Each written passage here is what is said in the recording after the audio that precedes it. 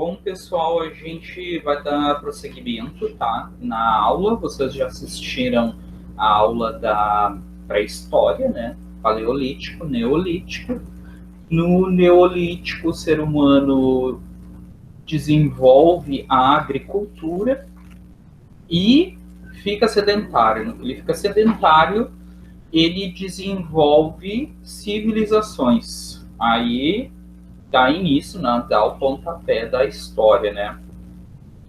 O surgimento das primeiras civilizações vai se dar numa região chamada Crescente Fértil, e crescente por causa, em alusão à lua crescente, tá? Que é justamente essa região aqui, ó, que vocês estão vendo, tá?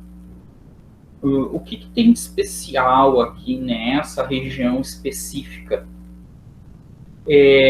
O ser humano formou as primeiras civilizações justamente próximo de rios, e esses rios, em uma época do ano, ele enche, né? Em suas cheias, períodos de chuva, ele enche, transborda, e o rio fertiliza as margens do rio, tá? Essa é a ideia desse segundo tópico nosso, que é Egito e Mesopotâmia, que eu vou trabalhar os dois juntos, porque são civilizações contemporâneas, ou seja, eles viveram ao mesmo tempo, tá? E tem muita semelhança entre eles, tá? Então a gente tem essa região aqui, ó, chamada do Vale do Crescente Fértil, que é a formação dessas primeiras civilizações próximas de rios que transbordavam e fertilizavam as margens. Além deles, tiveram outros povos que viveram nessa região aqui, tá? Que não usavam, propriamente dito, um rio, mas eles eram próximo ao litoral, tá? Então a gente vê aqui que a água é um elemento muito importante para essas primeiras civilizações, tá? Então a gente vai partir da ideia da Mesopotâmia primeiro. Deixa eu ampliar aqui a imagem para nós. Aqui.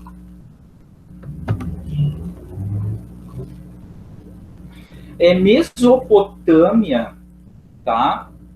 É uma palavra mais recente, tá? Na época, eles não se chamavam mesopotâmicos, tampouco chamava aquela região de Mesopotâmia, tá? Na verdade, quem vai chamar de Mesopotâmia aquele lugar ali são os gregos, que a gente vai ver na próxima aula, né? No próximo videozinho. Mesopotâmia significa terra entre rios, tá? Era assim que os gregos chamavam aquela região específica, tá? Então, região chamada Crescente Fértil, né, que a gente já viu, de fácil acesso, era habitada por diversos povos, né, etnias, grupos, né? Alguns povos que lá habitavam dominaram a região, e o estudo da Mesopotâmia tem sua importância por ter surgido lá as primeiras organizações de cidade, tá? Os rios Tigre e Eufrates ofereciam uma agricultura irrigada e fértil devido às cheias regulares. O que é uma cheia regular? Uma época, todos os anos chovia, na mesma época chovia, muitas chuvas, enchia o rio transbordava, e no fundo do rio tem uma série de detritos, né? Árvores, folhas, peixes mortos, né? Animais, etc., que fica acumulado no fundo do rio. Quando o rio transborda, esses detritos, né, vão para as margens, né, que formam o que a gente chama de adubo ou humus, né? Que fertiliza as margens. O ser humano, que já tinha descoberto a agricultura, se deu por conta que, se logo depois, quando o rio voltava para o seu lugar, né, quando ele voltava para o tamanho normal, se plantasse lá, ia germinar com muita força, né? Por isso que essas civilizações vão se formar próximo do rio, e como vai ter todos os anos, vai ter uma região fertilizada todo ano, vai ser densamente povoada. Todos vão querer se mudar para aquela região, ok? Então a gente vê aqui, ó, o Tigre e o Eufrates, né? Bem aqui onde vocês estão vendo aqui o cursor, ó, Tigre e Eufrates. Aqui de novo a ideia do Vale do Crescente Fértil. Se fala essa coisa de crescente porque se engloba junto o Egito, tá? Aqui tem mais rios também que enchem e transbordam. Aqui já é a ideia da Palestina, né? Aqui de novo a ideia do crescente fértil, né?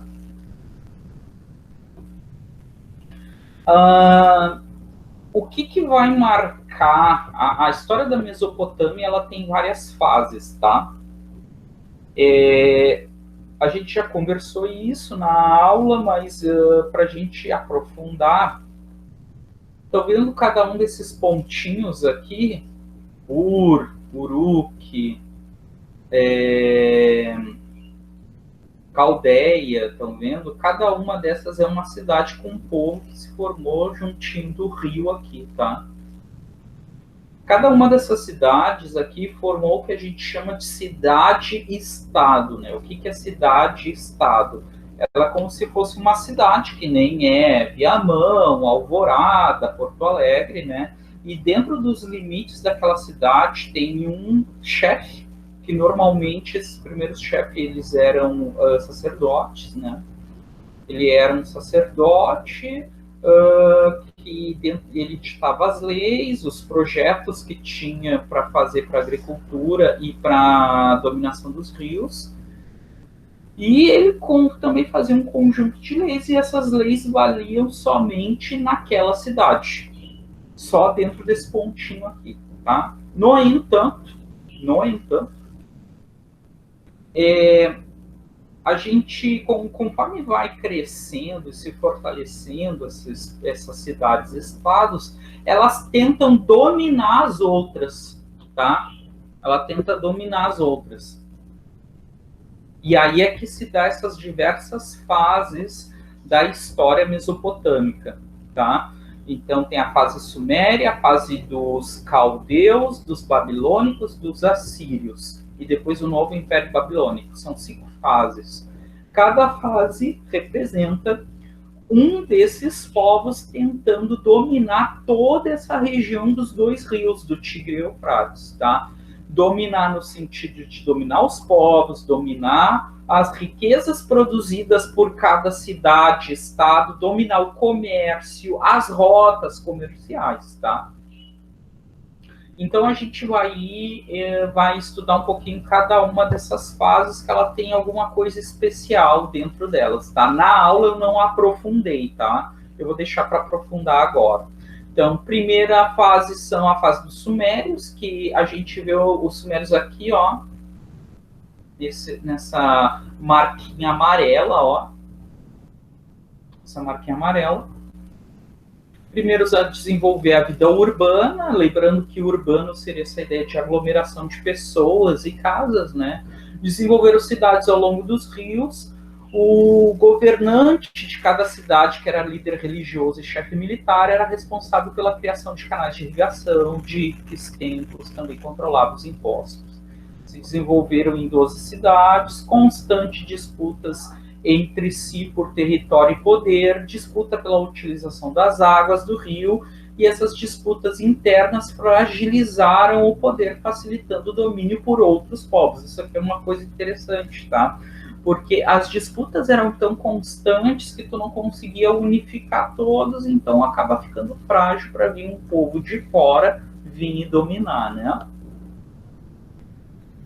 Isso daqui é um tablete de argila, tá?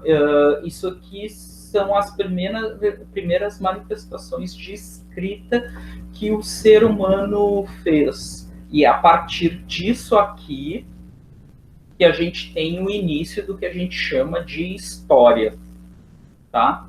A pré-história, pré quer dizer antes, né? Pré-história significa antes da história. É o período em que o ser humano não possuía escrita. A história é a partir do momento que o ser humano deixou registros escritos.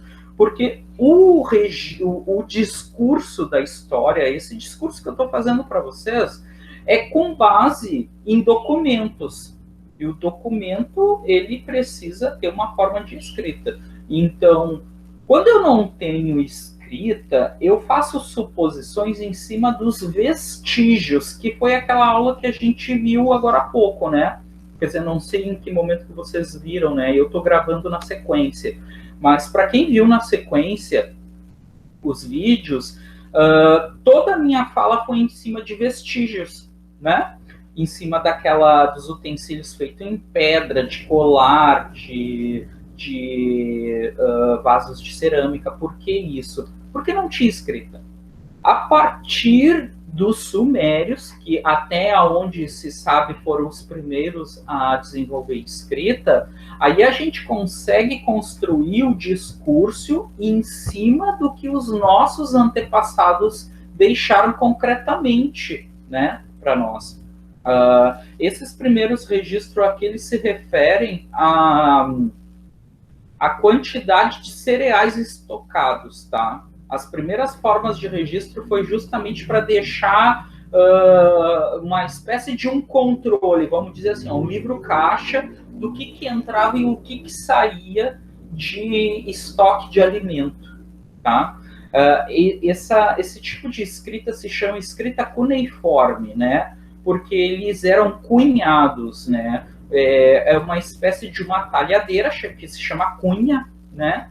Em que ele era riscado nesses tabletes com a argila ainda mole, né? Depois ela era deixada para secar ou assado, e aí ficava registrado, marcado, né?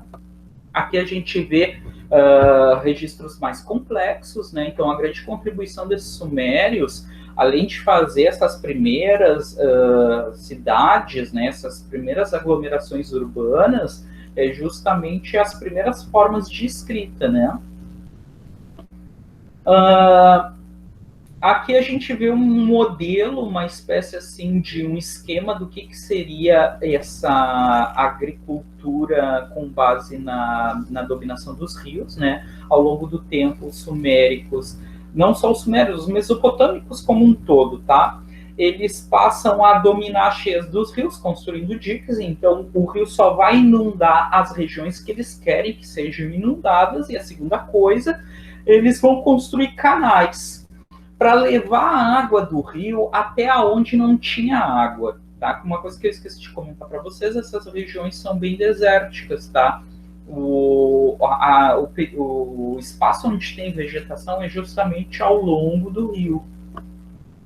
Aqui a gente vê a ideia do canal mais contemporâneo, né? Tu tá deslocando a água do rio para levar até onde não tem água, né? Só para a gente exemplificar que isso ainda é utilizado nos dias de hoje, né? Depois vem os acadianos, que Acade era uma cidade, tá? Daquela região que depois dos sumérios tentou dominar a região, e esse sim vai dominar um vasto império, tá? Um vasto império. Lembrando que a ideia de império seria a unificação de vários reinos, né? A junção de vários reinos a gente chama de império. Então, liderados por Sargão, conquistaram as cidades sumérias, né? Queria a unificação do território. Mas aí depois vai vir os babilônicos, que é uma outra cidade, Babilônia vai ser uma outra cidade que vai dominar a região, tá? Vai vir, então, esses povos chamados amoritas, né? Ou também babilônicos, tá? Também babilônicos. Conseguiram submeter os diversos povos existentes na Mesopotâmia. Seu líder, Hammurabi, criou um código de leis para poder governar povos tão diferentes, conhecido como Código de Hammurabi. Não sei se eu cheguei a comentar na aula, porque eu não dei a aula ainda, né? Vocês já viram a aula, mas eu ainda não dei, mas enfim. A grande contribuição desses babilônicos foi justamente ser a primeira civilização que vai tentar, vamos dizer, como é que eu vou dominar povos com culturas diferentes, com leis tão diferentes, e manter todos sobre o mesmo controle, né? A ideia do Hammurabi foi justamente criar um código de leis único, né? Que defendia a vida e a propriedade, a honra, a dignidade, a família, né? Tiveram grande prosperidade econômica. Com a morte de Hammurabi, a região se divide em duas: reformulação administrativa, né? No momento que o Hammurabi morre e fragmenta, divide em dois, já cai por terra a ideia da unificação e, de novo, tá? Outro povo vem e domina a região da Mesopotâmia. Para a gente explorar um pouquinho, essa daqui é uma representação do Hammurabi. Esse daqui é o Código de Hammurabi, é uma imagem bem famosa, é bem comum nos livros de história. Isso daqui a gente chama de estela, tá? Esses monumentos que ficam, eu não sei como descrever ele, tá? Mas estreitos e de cima a baixo, né? A gente chama de estela. Em cima vai ter o Hammurabi ditando para as pessoas, aqui é a representação do Hammurabi comunicando às pessoas do código dele. Essa estela era colocada em todas as cidades-estados, na praça pública de todas as cidades-estados, para todos conhecerem as leis que regiam todas as cidades, né? Essa lei do Código de Hammurabi também era chamado de olho por olho, dente por dente, ou o Código de Saião também era chamado, tá? De Talião, desculpa, o Código de Talião também tá, não é Saião, desculpa, de Talião. O olho por olho, dente por dente é uma expressão que a gente bem que traduzido na literalidade da expressão, né? Então, tu recebia uma punição na mesma medida do crime. Era uma forma de facilitar, não só facilitar as coisas, né, na hora do senso da justiça, mas também de prevenir as pessoas que não deveriam fazer coisas erradas, né? Por exemplo, o assassino seria punido com a morte. Tu matou o filho da fulana, eu posso matar teu filho, ou coisas do tipo. Tu é responsabilizado pelo teu crime na mesma magnitude do teu crime, tá? Como com a morte do Hammurabi, né, e a fragmentação, outros povos começam a disputar pelo poder da região, e aí vem os assírios, né, um outro povo que habitava a região da Mesopotâmia. Os assírios são conhecidos pela sua crueldade, né, invadir e saquear a Babilônia, submeter a população cobrando impostos e trabalhos forçados, conquistaram a Mesopotâmia, Palestina e Egito, né? Eles faziam controle pelo terror. Eles também eram conhecidos como povos medo, justamente pelo terror que eles dominavam os seus povos vencidos, né? Sua decadência é marcada pelos conflitos com outros povos, descontentamento dos dominados e pelo vasto território que era difícil de controlar. Aqui a gente tem uma representação dos povos assírios. Eles normalmente, essas representações eram colocadas nas entradas das cidades para mostrar para os povos dominados como que eles tratavam os seus inimigos, né? Com muitas armas, com muita violência, né? Que eles não aceitavam desaforo, vamos dizer assim, né? Aqui é o rei assírio, caracterizado como uma espécie de uma besta alada, né? É a cabeça do rei assírio com o corpo de leão, as asas de um ser alado, né? Justamente mostrando que ele tinha um domínio por terra e pelo céu, né? A todo momento, querendo demonstrar um medo justamente para os seus dominados, né? Aqui já o corpo de touro, né? A gente consegue ver. Era muito comum colocar essas representações nas entradas das cidades, justamente para demonstrar para as pessoas que chegavam e para as próprias pessoas que estavam sendo dominadas quem é que mandava, né? Impor esse terror, esse medo em cima das pessoas, para elas pensar duas vezes antes de se rebelar contra o povo assírio, né? Claro, a gente não consegue, o ser humano não é dominado pelo medo, ou melhor dizendo, deixa eu reformular o que eu estou dizendo. A gente não consegue dominar por muito tempo o ser humano através do medo, né? Durante um tempo até dá, mas depois essa dominação ela começa a se esvair, porque tu não consegue colocar uma arma na testa de toda uma população o tempo inteiro, né? Então, no momento que se relaxa essa vigilância aí do terror, vira espaço para motim, né? Para se rebelar contra os dominadores, que vai acontecer com o povo assírio depois. Com a decadência do povo assírio, vem os caldeus, né? Os caldeus que seriam os novos babilônicos, também chamado, tá, de neobabilônicos.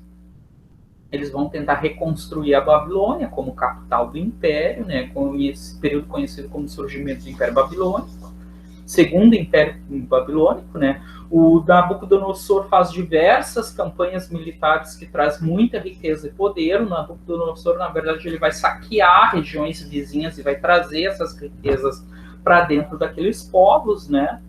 Realização de grandes obras, templos e os famosos jardins suspensos, né? E com a morte do imperador, as lutas internas enfraquecem novamente o poder que acabam sendo dominado pelos persas. Os persas já não são mesopotâmicos, eles são de outra região. Só para a gente ver aqui, tá? Os persas seriam onde hoje é o Irã, tá? O Irã antes da islamização, tá? Antes de eles se tornarem muçulmanos, tá? Seria o anterior a isso, tá? Nós não vamos estudar os persas, tá? Mas vamos pensar aqui, ó. Toda essa região aqui, ó, que está em laranja, aqui o Vale do Crescente Fértil, ela acaba sendo dominada primeiro pelos assírios e depois pelos novos babilônicos, tá? Eles pegam e conseguem dominar toda essa grande região aqui. Vou trocar aqui de slide para a gente ir para a ideia do Egito. Em tese, vocês já viram isso aqui, tá? Eu dei aula para vocês com esse slide aqui, tá? Deixa eu passar rapidinho. Por que eu decidi dar aula de Mesopotâmia e Egito junto? Porque esses povos, eles viveram no mesmo período ao mesmo tempo, tá? No mesmo período ao mesmo tempo. Eles não são povos assim, começou um e terminou um e começou outro, não é isso. Eles viveram ao mesmo tempo, eles têm muitas semelhanças. Agora, vocês já viram isso, eu vou reforçar agora, né? O Egito Antigo vão ser civilizações que vão se formar ao longo do Rio Nilo. E essa representação aqui. Se vocês não sabem, né? Essa região onde se localiza o Egito, bem no norte, no nordeste, né, da África, ele é uma região de deserto onde corre um único rio. E é claro que ao longo desse rio vai ter uma imensidão verde no meio do deserto. O ser humano se dá por conta, vai habitar aquelas regiões no momento que descobre a agricultura, se sedentariza, forma cidades, tá?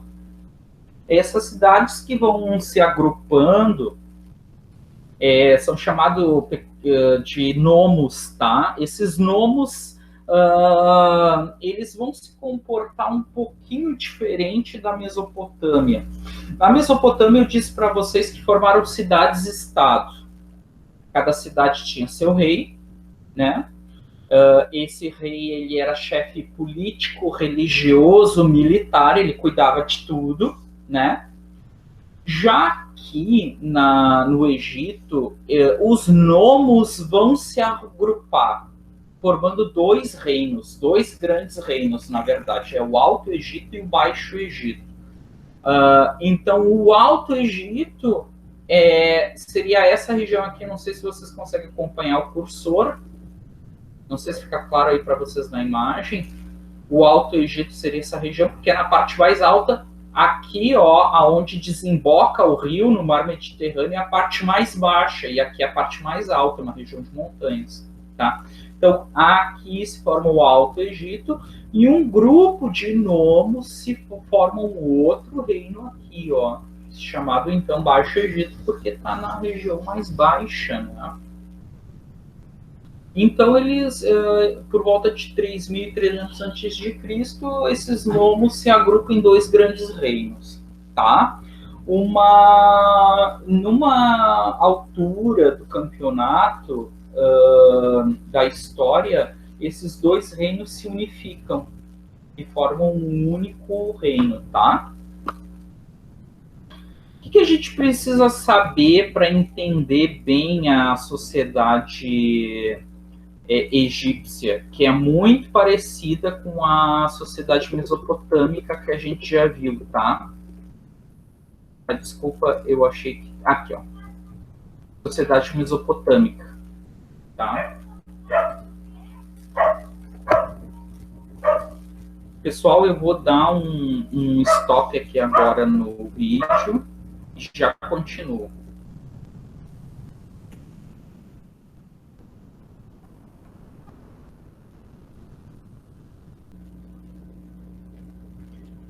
Bom, pessoal, eu tive que trocar rapidinho aqui de ambiente, tá? Então, eu estava comentando para vocês a ideia dessa similaridade entre os mesopotâmicos e os egípcios. Eles conviveram na mesma época. E a gente tem aqui a divisão da sociedade mesopotâmica. Quem ficava no topo dessa sociedade era a aristocracia, né? A gente pode pensar assim que era aqueles que... Deixa eu só ir rapidinho aqui. Aqueles que eram membros da realeza, sua família, né? Sacerdotes, né? E todos eles eram proprietários de terra, né? Depois os chamados cidadãos comuns, né?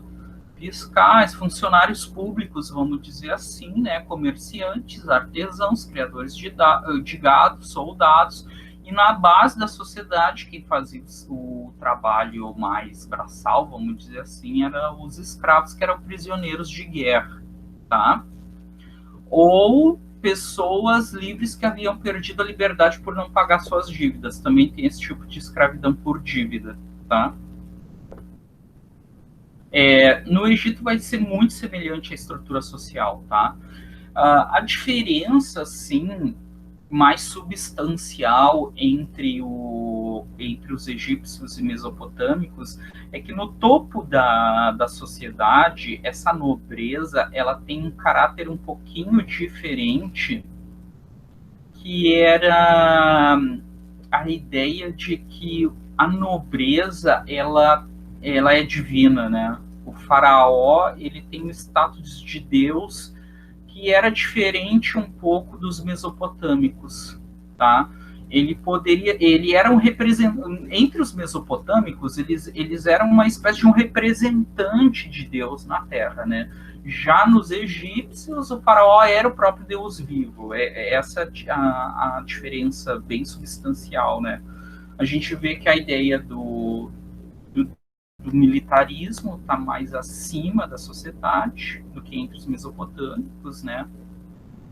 Mas fora isso, tem uma sociedade bem dividida, né? No topo, um grupo mais privilegiado, e embaixo também, né, não só camponeses, mas também escravos fazendo o trabalho mais braçal, tá? Aqui eu coloquei um quadro comparativo para a gente dar uma olhada, né? Então, vocês notem que Mesopotâmia e Egito tem uma diferença bem pouca, eles foram contemporâneos e terminaram também na mesma época, tá? Já vou comentar. Surgiram ao longo do rio Tigre e Eufrates, né? E aqui no Egito ao longo do Nilo. Era uma sociedade agrária, os dois dependiam de cheias de rios para fertilizar as margens, os dois, tá? Dominaram os rios, construir barragens, canais para levar água a regiões secas, e os dois eram politeístas, né? O que isso significa? Cultuam vários deuses. Eu não vou abordar tanto a questão da religiosidade, eu sei que vocês gostam muito, tá? Mas para fins de estudo, a gente vai se centrar na dominação política, nas fases da dominação política, né? E na dominação ou transformação do espaço onde eles viviam, que se centrava justamente na dominação do rio e na agricultura com base nas cheias, né? Então a gente vai se centrar nisso, principalmente quando a gente for fazer nossas questões das provas. Tá, pessoal? A próxima aula a gente vai falar sobre a Grécia, tá? A gente já viu isso, eu vou aprofundar um pouco mais no próximo vídeo, tá, pessoal? Depois a gente se vê.